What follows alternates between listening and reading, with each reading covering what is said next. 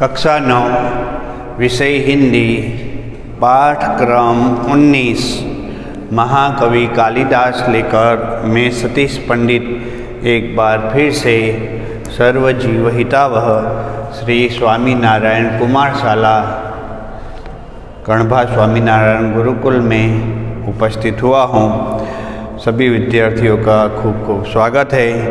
विद्यार्थियों, पार्ट 1 के वीडियो में मैंने महाकवि कालिदास जो महान साहित्यकार है उनके साहित्य के बारे में परिचय दिया था। साथ साथ में इस पाठ के लेखक, इस इकाई के लेखक साहित्यकार नरपत बारहट हटवेचा उनके बारे में महत्वपूर्ण जानकारी दी थी। लेखक, इस पाठ के लेखक है नरपत बारहट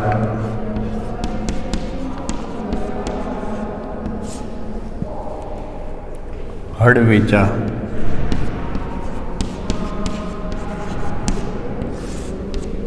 विद्यार्थियों, मैंने प्रस्तुत किया था कि लेखक ने महाकवि कालिदास के बारे में इस पाठ में क्या जानकारी दी है।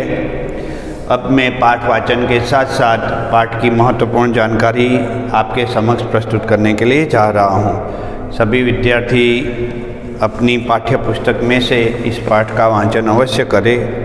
कालिदास को हम मात्र संस्कृत के महाकवि के रूप में जानते हैं।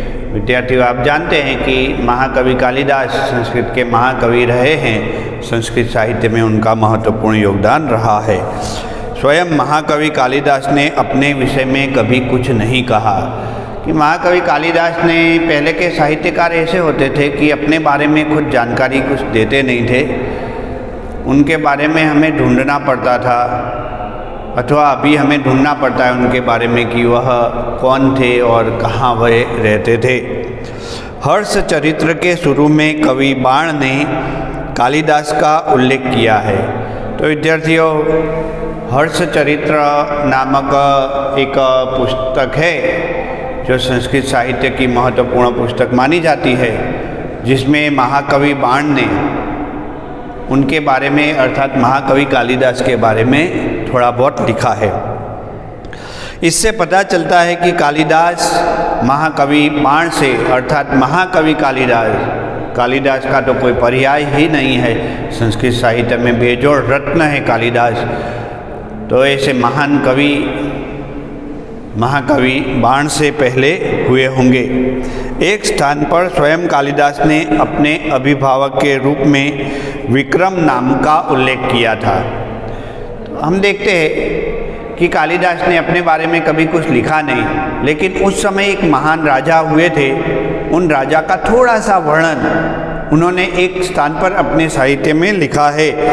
वह कौन सा विक्रम है इस बारे में तो पता नहीं चलता, लेकिन यदि वह महान विक्रमादित्य ही है अर्थात महान राजा विक्रमादित्य है, तो फिर हम मान सकते हैं कि महाकवि कालिदास भी उस समय में हुए होंगे। इस बात का अभी पूरी तरह से पता नहीं चल पाया है। फिर भी उन्हें राजा विक्रमादित्य और राजा भोज का समकालीन मानकर कितनी ही कथाओं का नायक बनाया गया है। कितनी कथाएं, लोक कथाएं चलती है जिसमें महाकवि कालिदास को नायक के रूप में चित्रित किया गया है। विभिन्न भाषाओं में पहेलियों और लोक कथाओं में उनकी विद्वता, कविता और चमत्कारिक प्रसंगों का वर्णन मिलता है। लोक कथाएं, महाकवि कालिदास के बारे में परफेक्ट जानकारी तो नहीं मिलती कि वो कब हुए थे, लेकिन कुछ लोक कथाएं भी उनके बारे में प्रचलित है। उनमें से एक लोक कथा यहाँ नरपत बारहट हटवेचा ने प्रस्तुत की है, लेकिन वह आधार नहीं मान सकते उसे हम, ऐसा वे भी स्वयं कहते हैं। अब हम कालिदास का जन्म और परिचय देखेंगे।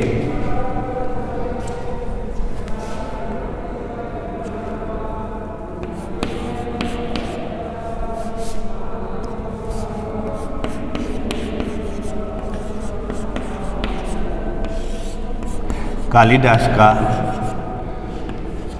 जन्म परिचय। विद्यार्थियों, परफेक्ट तो नहीं कह सकते कि उनका जन्म कब हुआ होगा, लेकिन कई साहित्यकारों ने जो उनके जन्म के बारे में जानकारी दी है उनका सारांश लेकर के यहाँ नरपत बारहट हटवेचा कहते हैं कि कुछ विद्वानों ने कालिदास का जन्म 365 ईस्वी सन तथा निधन 445 ईस्वी सन माना है। यानी 365 ईस्वी सन से उनके जन्म का आसपास का समय माना गया है और निधन ईस्वी सन 445 में। तो यहाँ 445 ईस्वी सन में उनकी शायद मृत्यु हुई होगी।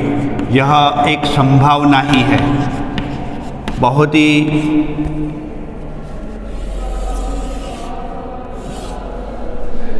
स्पष्ट रूप में नहीं कहा जा सकता कि यही उनके जन्म और यही उनके मृत्यु की तिथि है, पर इसके आसपास वे अवश्य रहे होंगे ऐसा अंदाजा अवश्य है। महाकवि कालिदास के जन्म के स्थान के बारे में ठीक तो पता नहीं चलता, किंतु कुछ विद्वानों ने उनका जन्म स्थान उज्जैनी, आज का जो उज्जैन है उसे माना है, जो सही लगता है, क्योंकि मेघदूत में स्वयं कवि ने उज्जैनी को विशेष दर्शनीय स्थान कहा है। यहाँ विद्यार्थियों हम देख सकते कि मेघदूत नामक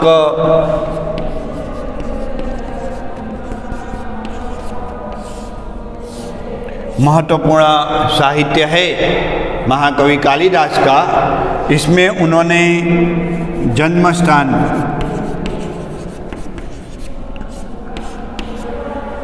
उज्जैन,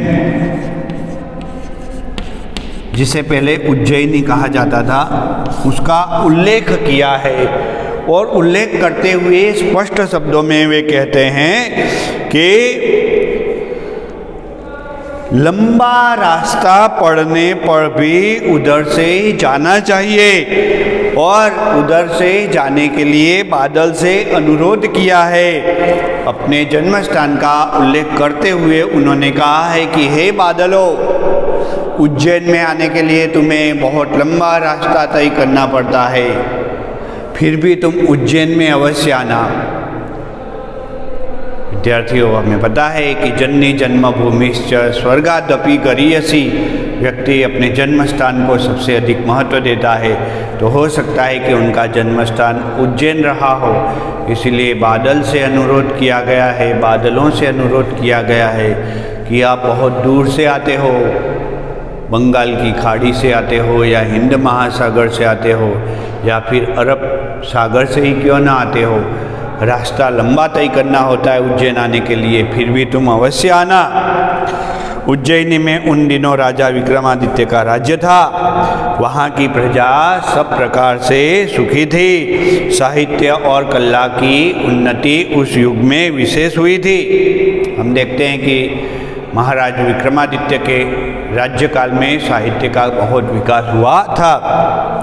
राजा विक्रमादित्य ने अपने नाम से ही विक्रम संवत चलाया था। तो हम देख सकते हैं विद्यार्थियों कि यहाँ पे महाराजा विक्रम की बात की गई है, विक्रमादित्य की बात की गई है। राजा विक्रमादित्य, राजा विक्रमादित्य ने विक्रम संवत, विक्रम संवत की शुरुआत की थी।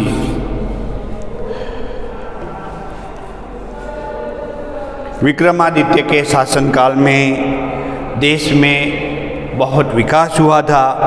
जितना वैभव इस देश में था, जितनी साहित्य तथा कला की उन्नति उस युग में हुई, उतनी शायद कभी नहीं हुई। एक से बढ़कर एक कवि, साहित्यकार और वैज्ञानिक इस युग में उत्पन्न हुए हैं। राजा विक्रमादित्य स्वयं साहित्य और संगीत के अच्छे जानकार थे। संस्कृत भाषा की उन्नति भी इस काल में अधिक हुई।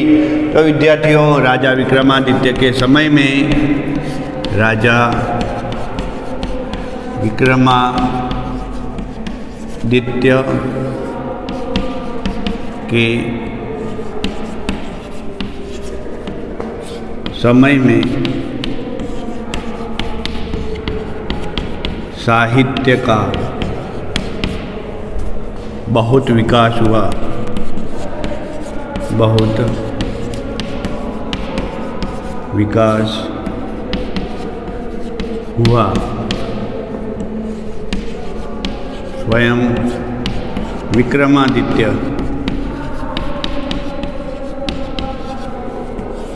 बहुत बड़े विद्वान थे, बहुत बड़े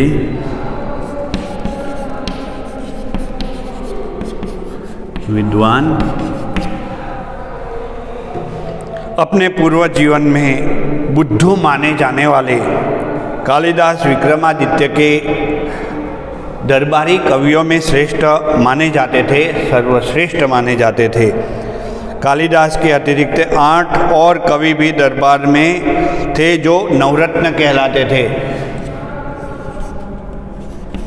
महाकवि कालिदास,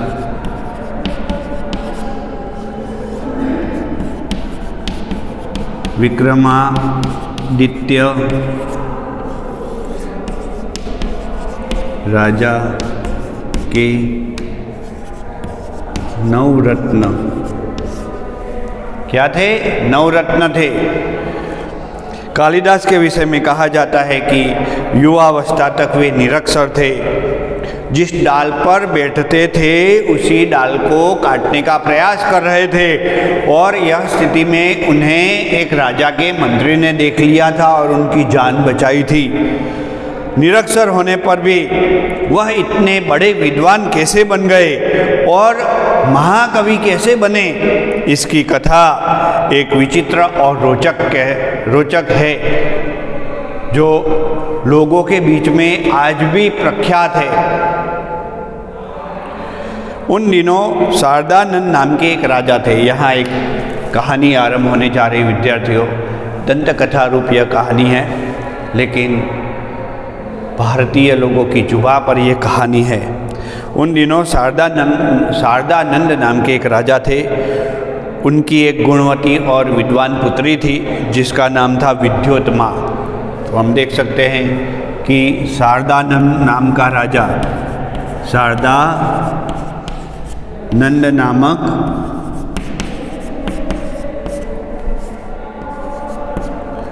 राजा की बेटी, क्या नाम था? विद्योत्मा। यह विद्योत्मा बहुत खूबसूरत थी और बुद्धि चातुर्य से युक्त थी। वह बहुत सुंदर और रूपवती भी थी। उसके रूप, गुण और ज्ञान की प्रशंसा दूर दूर तक फैली हुई थी। विद्योत्मा के अपने रूप, गुण और ज्ञान का बहुत बड़ा अभिमान था, घमंड था। वह अपने विवाह के संबंध में कहती थी कि जो मुझे शास्त्रार्थ में हरा देगा, वेदों के ज्ञान में शास्त्रार्थ में जो मुझे हरा देगा, मैं उसी के साथ विवाह करूंगी। यहाँ पे विद्योत्मा जो रूपवान है, गुणवान है, बुद्धिशाली है, लेकिन उसे अपने ज्ञान का अभिमान हो गया था, उसे घमंड हो गया था और वह कहती थी कि जो उसे शास्त्रार्थ में हरा देगा वह उसी के साथ शादी करेगी। फिर तो क्या था, शारदानंद नामक राजा ऐसी घोषणा करता है कि देश विदेश के आसपास के राज्यों के जो भी युवान हैं वह शास्त्रार्थ करने के लिए आए और मेरी लड़की के साथ शास्त्रार्थ करे। किंतु बहुत सारे युवान आए, वह विद्योत्मा के आगे, उसके ज्ञान के आगे टिक नहीं सके और इसके कारण राज्य में जो मंत्री थे, जो विद्वान थे, वह बहुत मुसीबत में पड़ जाते हैं। उसकी इस घोषणा की जानकारी बहुत सारे लोगों तक पहुंचती थी। विद्वान आते भी थे, लेकिन हारने के बाद अपना मुंह लेकर के वापस चले जाते थे। अब हुआ ऐसा कि शारदानंद नामक जो राजा है, उसके विद्वान मंत्री जी चिंता में पड़ जाते। वह सोचते हैं कि मेरा तो यही कार्य रह गया है, देश विदेश में जाओ, गुणवान युवानों को ढूंढो, उन्हें शास्त्रार्थ के लिए बुलाओ और बाद में वह विद्योत्मा के आगे शास्त्रार्थ में हार जाए, उसके बाद पुनः दूसरे अच्छे युवानों को ढूंढो। अब वह निश्चय करता है कि मुझे कुछ ऐसा कार्य करना चाहिए जिसके कारण एक विद्वान नहीं, एक मूर्ख, अल्प बुद्धि, मंद बुद्धि वाला कोई युवान हो, उसी के साथ विद्योत्मा की शादी हो जाए। और अब उन्होंने एक योजना बना दी। शारदानंद नामक राजा के विद्वान मंत्री ने ऐसी योजना बनाई। उस योजना के अंतर्गत उन्हें चाहिए था एक अल्प बुद्धि, मंद बुद्धि वाला युवान। और एक बार जंगल में से कहीं जाते हुए उन्होंने देखा कि पेड़ के ऊपर बैठा हुआ एक युवान जो एकदम श्याम वर्ण है, मंद बुद्धि से युक्त है, वह पेड़ की जिस डाली में बैठा हुआ है उसी डाली को काट रहा है। अब ऐसी स्थिति होने वाली थी कि डाली के साथ साथ वह व्यक्ति भी ऊपर से नीचे गिर जाता, वह युवान भी ऊपर से नीचे गिर जाता। फिर तो क्या था, मंत्री जी ने सोचा कि सबसे बड़ा मूर्ख तो यही है। उसे नीचे उतारा गया, उसे मिठाई और कपड़ों की लालच दी गई। जैसे तैसे करके वो पेड़ में से नीचे आया और उसके बाद उसे कहा गया कि तुझे भोजन मिलेगा, अच्छे कपड़े मिलेंगे, लेकिन तेरे को कुछ बोलने का नहीं। तेरी शादी भी हम करवा रहे हैं इस राज्य के राजकुमारी के साथ, लेकिन तुझे एक काम है, यदि तू कुछ बोलेगा तो तेरी जान ले ली जाएगी, तुझे कुछ बोलने का नहीं। वह तो खुश हो गया, उसे तो सब कुछ मिल रहा था। फिर क्या था, उसे नगर में लाया गया। नगर के ढेर सारे विद्वानों को उसके आसपास खड़ा कर दिया गया और कहा गया कि यह बाल ब्रह्मचारी है, बहुत बड़े विद्वान है, इनका नाम कालिदास है और यह 4 वेदों का और 14 शास्त्रों का अच्छा ज्ञान रखते हैं। फिर तो क्या था विद्यार्थियों, विद्योत्मा तैयार हो गई उस युवान के साथ शास्त्रार्थ करने के लिए। उस युवान को कहा गया था कि तुम्हें कुछ बोलना नहीं है, वरना तुम्हें यह जो सुविधाएं मिल रही है नहीं मिलेगी। फिर तो क्या था, वह विद्योत्मा के पास गया, शास्त्रार्थ की शुरुआत हुई। राजा शारदानंद तथा विद्योत्मा को कहा गया था कि यह जितने भी विद्वान हैं वह कालिदास के ही शिष्य है। आप शास्त्रार्थ कीजिए, हाथ के इशारे से या मौलिक भावों से आप शास्त्रार्थ कर सकती है। विद्योत्मा ने एक के बाद एक हाथ के इशारों से शास्त्रार्थ आरंभ किया। फिर क्या था, कालिदास भी अपने हाथ के इशारों से ही कुछ कहने लगा और तुरंत उसके आसपास जो भी विद्वान थे, पढ़े लिखे, बहुत ही शास्त्रों का ज्ञान रखने वाले विद्वान, वह उत्तर देने लग गए। विद्योत्मा एक बड़ी योजना का शिकार हुई। विद्योत्मा ने कहा कि मैं स्वीकार करती हूँ कि यह महाकवि कालिदास बहुत बड़े विद्वान हैं। दोनों की शादी हो गई। शादी के बाद एक दिन विद्योत्मा अपने पतिदेव कालिदास के साथ कहीं जा रही थी। उसी समय एक ऊंट वहाँ से जा रहा था। कालिदास छोटे बालक की तरह खुशहाल हो गया और कूदाकूद करने लगा, कहने लगा उष्टम उष्टम। तुरंत विद्योत्मा को पता चल गया यह तो पागल है। और उसके बाद विद्यार्थियों, विद्योत्मा ने कालिदास का त्याग किया, अपने राजमहल के द्वार हमेशा के लिए कालिदास के लिए बंद कर दिए गए और इस प्रकार विद्वान न होने के बावजूद विद्वान विद्योत्मा के साथ जिसकी शादी हुई वह शादी का वहीं अंत हो गया। विद्यार्थियों, आज के इस वीडियो में बस इतना ही। आगे आने वाले दूसरे वीडियो में मैं आगे की कहानी और पाठ की महत्वपूर्ण समीक्षा लेकर के आप सभी के समक्ष उपस्थित हो जाऊंगा। तब तक के लिए अनुमति लेता हूं। जय श्री स्वामीनारायण।